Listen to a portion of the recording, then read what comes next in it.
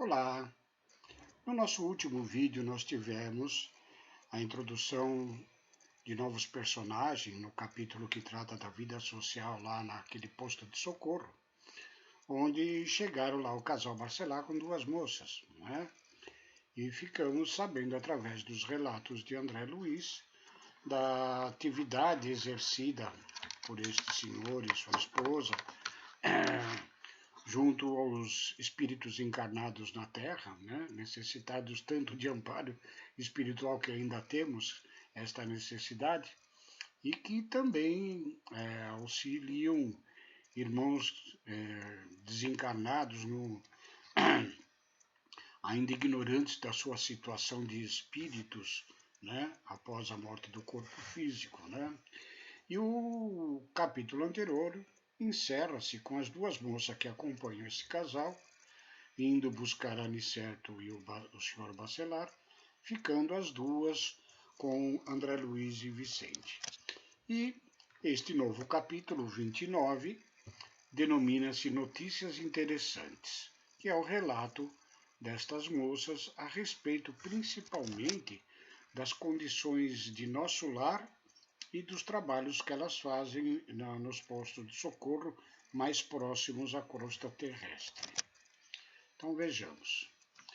Em vista de apresentação mais íntima de Anicete, que deixara as jovens em nossa companhia, entramos a conversação animadamente com Cecília e Aldonina. A primeira tinha sido filha do Bacelar quando na crosta, e a segunda era uma sobrinha do chefe da família que aguardava a volta da mãezinha para a organização de um lar na cidade próxima. Ambas demonstravam magnífico desenvolvimento mental, robusta inteligência e notável capacidade de expressão. E enquanto os nossos maiores se conservavam afastados, cogitando de assunto privado, Vicente e eu ouvíamos a jovens encantados com a sua nobreza e vivacidade. Verificava que o quadro era idêntico à paisagem social da Terra, apenas diferindo quanto aos sentimentos reais. Não havia qualquer nota de falsa apresentação. Em tudo, a alegria pura, a simplicidade fiel, a sinceridade sem mácula. No desenvolvimento espontâneo da palestra, falou Cecília com graça. Estou trabalhando há muito para alcançar um prêmio de visita a nosso lar. Minhas superioras prometeram-me semelhante satisfação para o ano próximo. Vejo que no âmbito em que ela se encontra, né, ela precisa de muito trabalho para obter a autorização para visitar a colônia de nosso lar. E sorrindo rematou expressivamente. Entretanto, para consegui-lo, tenho que atender umas tantas obrigações importantes. Vicente pergunta admirado, mas pois que é preciso tanto para visitar a nossa colônia? Sem dúvida, torna a jovem bem-humorada. O meu amigo talvez não esteja convencido quanto ao brilho de sua atual posição. Viver em nosso lar é uma grande bênção. Acaso não o terá compreendido ainda? Sorrimos todos e, reafirmando o conceito, Cecília continuou. Segundo os instrutores que nos visitam em Campo da Paz, os seus ministérios são verdadeiras universidades de preparação espiritual.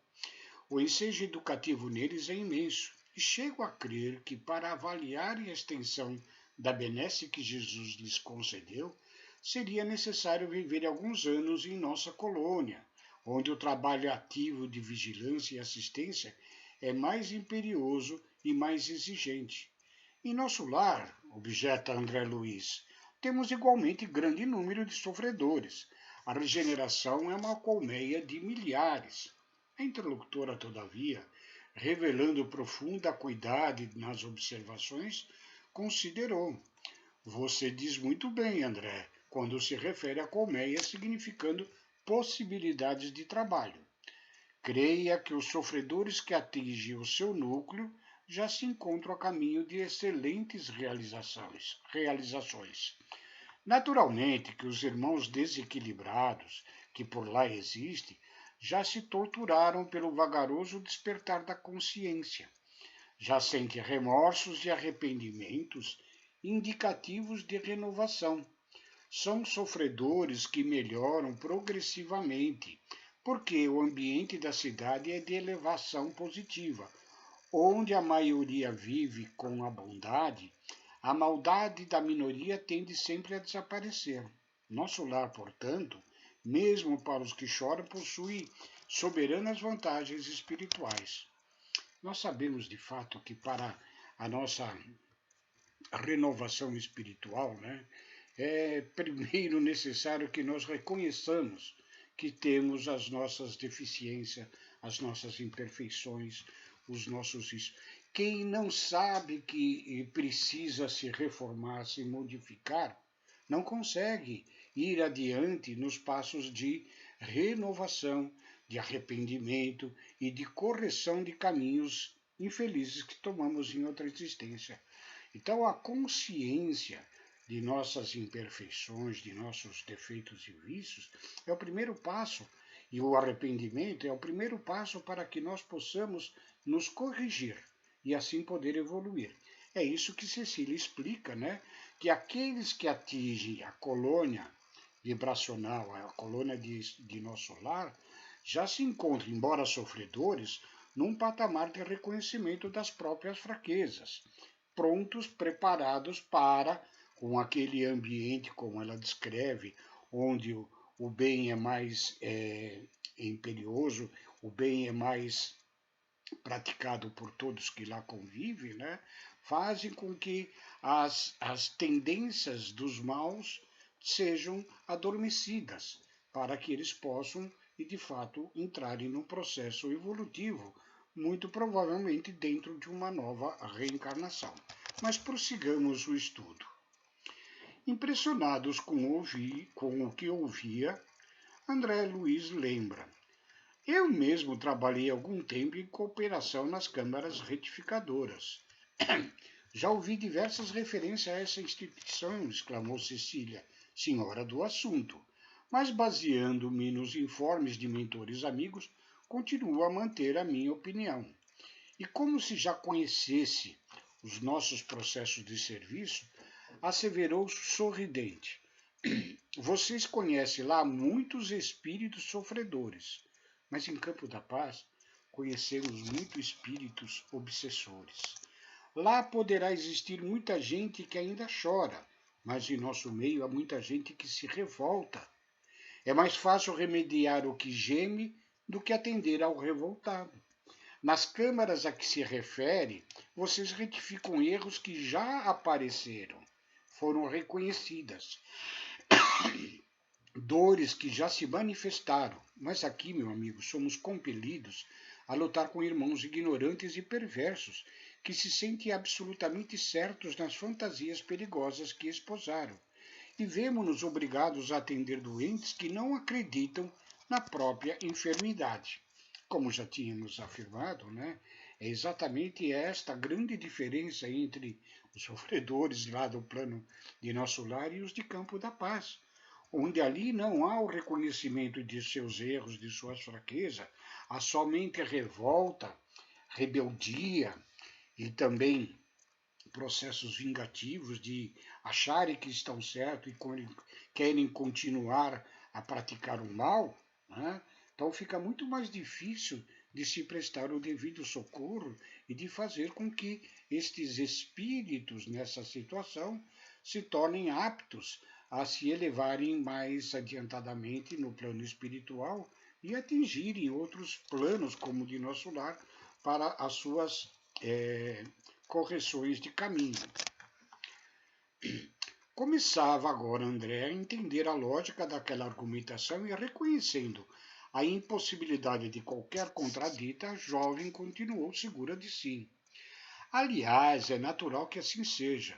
Estamos a pouca distância dos homens, nossos irmãos na carne, e sabemos que na crosta a situação não é diferente.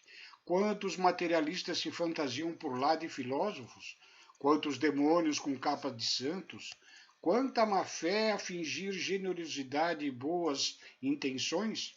A influência da humanidade encarnada em nosso núcleo de serviço é vigorosa e inevitável. Evidentemente, como ainda estamos num planeta de provas e expiações, e sabemos que a maior parte da nossa humanidade ainda falta com a consciência espiritual e as suas necessidades de se autorreformarem, de fazerem a sua reforma interior, pois que não reconhecem de que a necessitam, né? Fazem com que esta grande massa da humanidade encarnada, ainda nos níveis baixos de entendimento espiritual, acabam afetando os níveis como os de Campos da Paz, fazendo com que os trabalhos sejam mais dificultosos, como relata a nossa querida Cecília. Vicente, que ouvia atencioso, obtemperou. Deduzo de tudo isso manifestações sacrificiais muito grandes, mas o trabalho em Campo da Paz deve ser altamente meritório. Incontestavelmente, respondeu a jovem. A história da fundação do nosso Campo de Paz é interessante. Alguns benfeitores, reconhecidos a Jesus, resolveram organizar em nome dele uma colônia em plena região inferior, próximo à crosta terrestre, que funcionasse como instituto de socorro imediato aos que são surpreendidos na crosta com a morte física em estado de ignorância ou de culpas dolorosas. Nós sabemos que esse estado de ignorância, muitos espíritos, sem esta consciência de que é um espírito imortal, morrem e não sabem que morreram. Quer dizer, morrem no corpo físico, desencarnam, mas não têm consciência de que se continuam na existência através do seu perispírito. Continua Cecília. O projeto mereceu a bênção do Senhor e o núcleo se criou há mais de 2 séculos. Nem todos os espíritos envolvidos, no entanto, estimam o serviço nesse órgão de assistência constante. A maioria dos missionários vitoriosos, ao se ausentarem da terra, necessitam refazer energias por direito natural do trabalhador fiel, e os mentores, de nobre posição hierárquica, têm seus programas de serviço que não devem quebrar em obediência aos desígnios do Senhor. Desse modo, nosso serviço é ativo, mas nossas aquisições são lentas e devemos sempre esperar por cooperadores que se eduquem na própria colônia em benefício geral. Ganha-se excelente compensação, temos direito a grandes valores intercessórios, mas por isso mesmo nossas responsabilidades não são pequenas. Conhecendo a utilidade dos que servem em nossa colônia, não passamos nunca sem instrutores abnegados que procedem da zona superior, alentando-nos o bom ânimo. O que pedimos, com fundamentação legítima, nunca é negado. E se tarda o recurso, beneméritos orientadores de nossas atividades prestam explicações que nos libertam de qualquer angústia na espera. Por isso, nosso grupo está sempre coeso e muitos preferem adiar certas realizações sublimes para permanecer ao lado dos companheiros antigos, aos quais se une com com o desvelado amor. Os esclarecimentos da jovem encantavam-me, diz André Luiz. Naquelas poucas palavras estava todo um resumo de lições sobre o sacrifício, o merecimento, o compromisso fraterno e a solidariedade compensadora. A sua família sempre viveu lá? Pergunta André com interesse. A jovem sorriu e explicou. Meu pai, há mais de 50 anos, foi socorrido pelos benfeitores de Campo da Paz e, restabelecida a saúde espiritual, fixou-se na colônia, com razoável impulso de amizade e gratidão. Mais tarde, minha mãe reuniu-se a ele e faz precisamente 20 anos. Aldonina e eu fomos atraídas amorosamente por ambos, a fim de continuarmos ali no santuário familiar. Desse modo, trabalhamos ao lado deles desde a primeira hora. E tem muitos programas para o futuro, indaga André. Cecília faz um gesto que lhe caracterizava o coração de moça sonhadora e redarguiu. Tenho muitos projetos e problemas a resolver, mas estou aguardando ainda a chegada de alguém que se encontra na Terra. E assim termina este capítulo de novos esclarecimentos a respeito dos trabalhos que são exercidos pelos espíritos que se encontram em processo evolutivo, auxiliando outros tantos irmãos. Né? Nós vemos que a cada nível vibracional que envolve a nossa esfera, o nosso globo terrestre, né?